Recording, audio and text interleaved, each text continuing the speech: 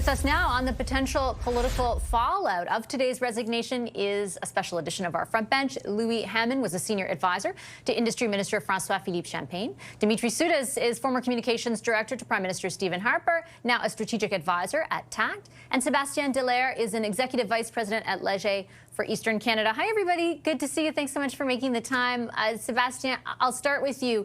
Paint a picture, if you could, for all of our viewers, both in and outside of Quebec, of just how bad things got for Mr. Legault.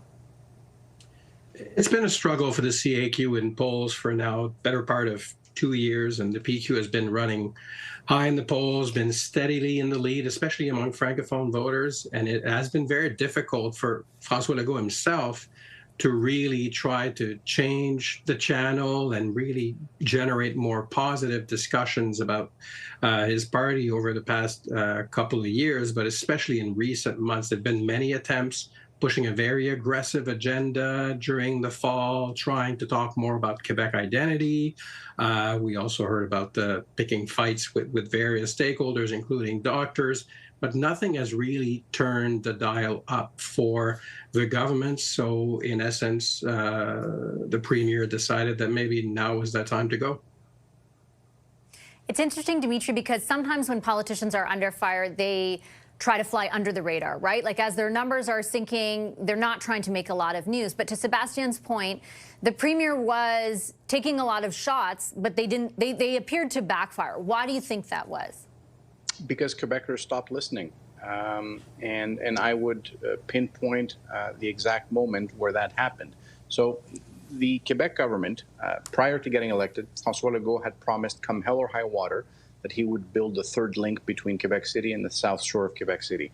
And after many iterations of this project, they ended up abandoning it. And that sent a message, not just to the Quebec City area, but throughout Quebec, that the value of his promises no longer meant anything. And I would say that most of his policies, whether it's his economic policies, whether it's secularism in Quebec, are actually popular public policy positions.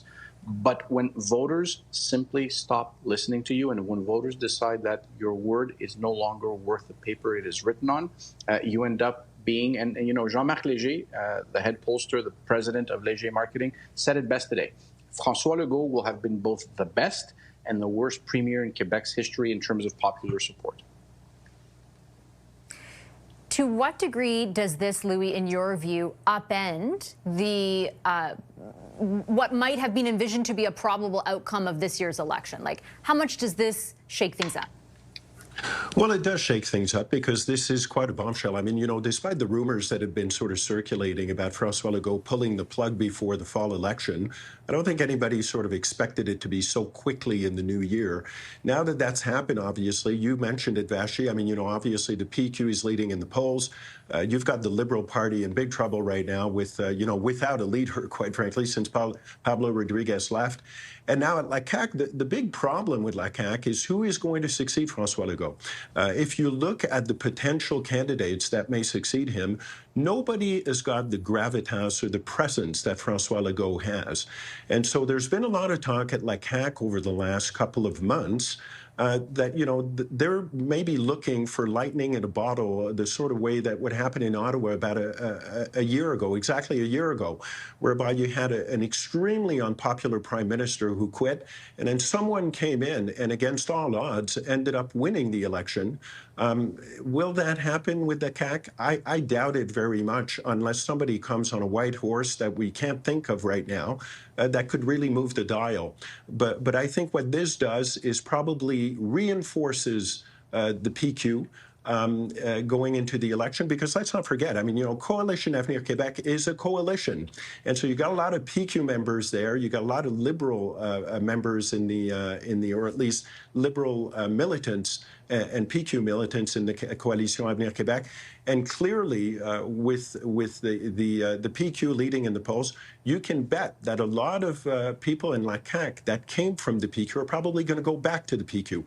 And so what I think the dynamic that this sort of signals is that the PQ is probably going to pick up support as a result of this.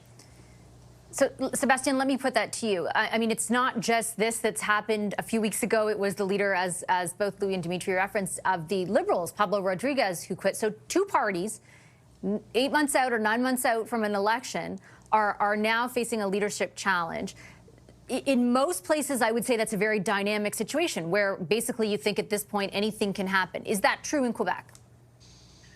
Well, you can add to the fact that Quebec Solidaire also just recently went through a leadership race of their own and has been going through internal turmoil. The party that forms the third opposition, the PQ, which so means small caucus, is now way ahead in the polls, but they're running on the promise of a referendum, which is not that popular with a lot of voters, including some of their own. So as Louis mentioned, there could be a transfer between different parties. But at the end of the day, the name of the game right now is uncertainty, because it could move in many different directions. We'll see who become the new leaders. But in many ways, Paul Saint-Pierre Plamondon benefited from being the new face in Quebec politics. But now you will have multiple new faces in a completely different environment and the referendum front and center. So things will change pretty drastically in Quebec politics over coming months, and we'll see what happens. But the PQ is in good standing right now. Will they be in good standing? Possibly, but a lot of question marks. Yeah, Dimitri, no shortage of new faces. How dynamic do you think the situation is? Oh, I think the political landscape has completely shifted. I would offer a different perspective. If you actually look at public opinion polls, what you will also notice is that favorability is on the decline for the PQ leader, and his negatives are rising. So at this point, quite frankly, nobody can predict what comes next. There is a path to victory for all three parties, for the Liberals, for the PQ, and for Le CAQ. And we see a Conservative Party of Quebec that is also rising to the point where they may be able to win 5 to 10 seats, which then means it may end up being a minority government with the Conservative Party of Quebec holding the balance of power. This is a replay of exactly what happened in Ottawa. And so for the Parti Québécois, and especially its leader, the terrain just became far less comfortable because the anti-Legault vote, the villain, no longer has a single focal point. So the path to power now becomes more complex. Why? Because they had built so much momentum against an individual who is no longer there. I'm sure this all sounds familiar to you, Vashi.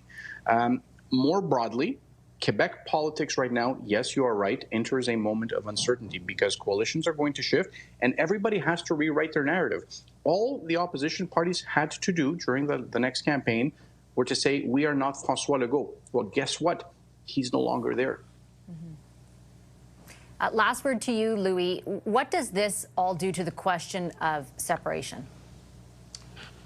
Well, that's a tough one, quite frankly, because obviously, you know, people want change in Quebec. People are looking to the PQ. I mean, everybody's sort of chimed in on this, but not many people want a referendum, quite frankly. They want change. The PQ seems to be the change solution, but, you know, people don't want a referendum. And so it's going to be extremely complicated and extremely interesting to watch. As far as I'm concerned, I don't think this really does anything, quite frankly, for the separation issue in Quebec. I think Quebecers still don't want a referendum on separation or not going to vote for it. And whether François Legault stays there, whether somebody comes in and replaces François Legault that people happen to like and they even win the election, I mean, you know, it's just not going to change much in terms of the referendum question, I don't think. Okay, I'm going to leave it on that note. Thanks, everyone. Appreciate the discussion. Sébastien Dallaire, Dimitri Soudis, and Louis Hamon, our front bench tonight.